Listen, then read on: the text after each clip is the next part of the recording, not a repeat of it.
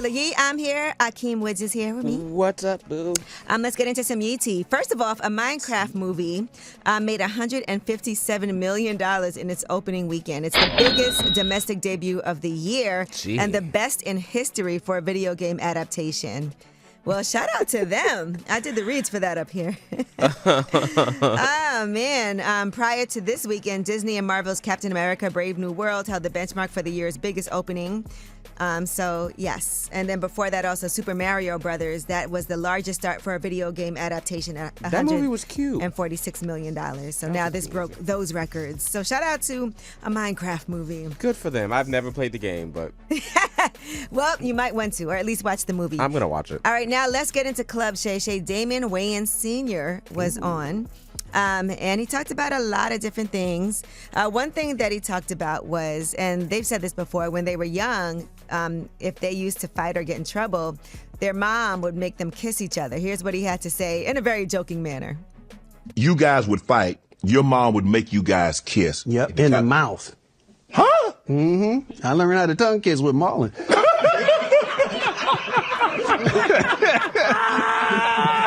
Nah, but like once you kiss your brother in the mouth, you don't want to do that. You want to fight no You don't want to fight no more. Yeah, we'll take this. We'll go outside. Right. We'll find a place to finish this. But like we didn't like kissing each other. That's a wild sentence. That's a wild way to punish your kids for fighting. Like now, it worked. It worked like, apparently. We're not gonna fight anymore. We promise. Low-key seems like child abuse to me, but.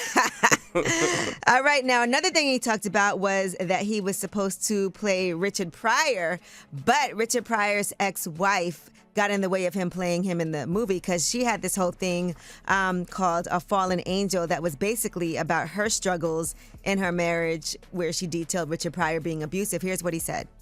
I was the original one that they picked, and supposedly Richard wanted me to do it. His life is complex. I don't think it's his life. I think it's his ex-wife. Right, okay. Who wants to make it her story. Okay. Because I read her book, A Fallen Angel, which was a good book, but Richard was abusive, and she wants it to be more about that.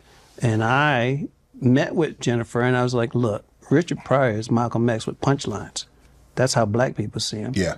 They would lose their minds if they made this movie about you. It ain't gonna fly. And then I never heard from her again. Ooh. That's juicy. I mean, but he's low-key right, though. I mean, it can be two separate movies. Yeah, if you she want to could make do your her story. If you want to do your story, no one's telling you not to tell your story. Right. But a story about Richard Pryor can't focus on one aspect. It has to be his whole life. Okay. And lastly, he also talks about falling in love with his nephew's ex-girlfriend. Oh, we don't have that. Okay. All right. Well, that is your Yee tea. When we come back, we have About Last Night. I told you I had an active weekend. I know. We both did the same thing last night, too. I know. White Lotus, the season finale. Ooh, it's way up.